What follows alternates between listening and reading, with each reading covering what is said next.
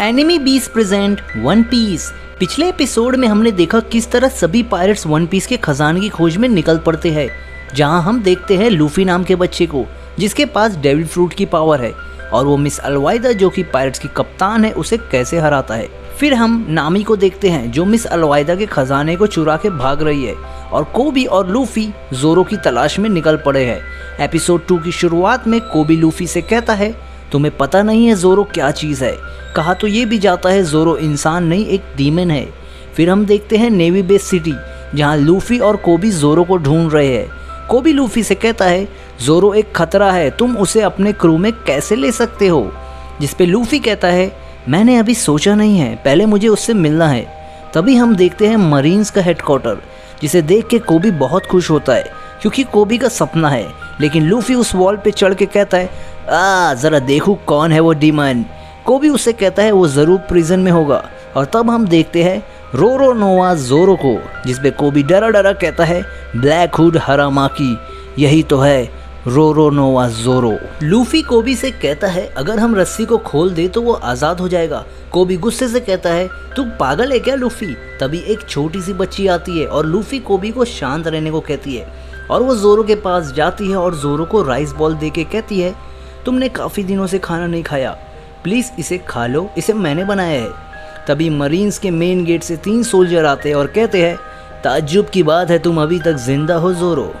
और बच्ची के राइस बॉल को देख के कहते हैं काफ़ी टेस्टी लग रहा है और उसे खाना शुरू करते। तभी उस बच्ची को चिल्ला के कहते तुम्हें पता नहीं राइस में शुगर की जगह नमक रहना चाहिए।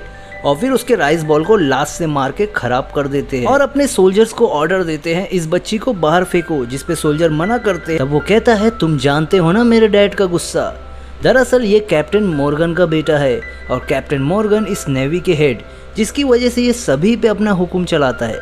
जिस पे वो सोल्जर बच्ची को बाहर फेंकता है लेकिन सही वक्त पे लूफी उसे बचा लेता है।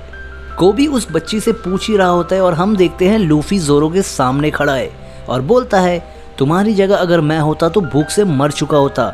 जिस पे जोरो थोड़ी देर सोच के कहता है मुझे वो राइस बॉल दो। जिस पे लूफी कहता है इसमें मिट्टी लग चुकी है, लेकिन फिर भी जोरो उसे खा लेता है और ये देख के लूफी समझ जाता है जोरो एक अच्छा इंसान है। फिर लूफी उस बच्ची को बताता है जोरो ने तुम्हारा पूरा राइस बॉल खाया, जिस पे वो बच्ची बहुत खुश होती है। तभी कोबी कहता है जोरो सच में बुरा है। वो बच्ची चिल्ला के कहती नहीं, दरअसल जोरो जहाँ पे खाना खा रहा था वो उस बच्ची का होटल होता है। और तब हेलेम्पो जो कैप्टन मॉर्गन का बेटा है उस होटल में आके तोड़फोड़ करता है जिस पे जोरो उसे मारता है। तब हेलेम्पो कहता है तुम तो चले जाओगे लेकिन इनका क्या, इन्हें तो मेरे डैड मार देंगे। और ये फिर एक डील रखते हैं जहां जोरो 1 महीने तक खाना नहीं खाएगा और 1 महीने बाद ये सब आज़ाद हो जाएंगे। फिर हम देखते हैं हेलेम्पो को उस होटल में फिर आता है। साथ ही साथ हम नामी को भी देखते हैं। हेलेम्पो कहता है मैंने फैसला कर लिया है, जोरो को हम कल मार देंगे। ये बात सुन के लूफी को इतना गुस्सा आता है लूफी उसे एक पंच देता है। तब हम देखते हैं कैप्टन मॉर्गन को जो मरीन सोल्जर से कह रहे होते कि स्टैचू कब तक रेडी होगा। तभी हेलेम्पो आके मॉर्गन को लूफी के बारे में बताता है। यहाँ जोरो अपने प्रॉमिस को याद करके सोच रहा है कि मैं ऐसे नहीं मर सकता।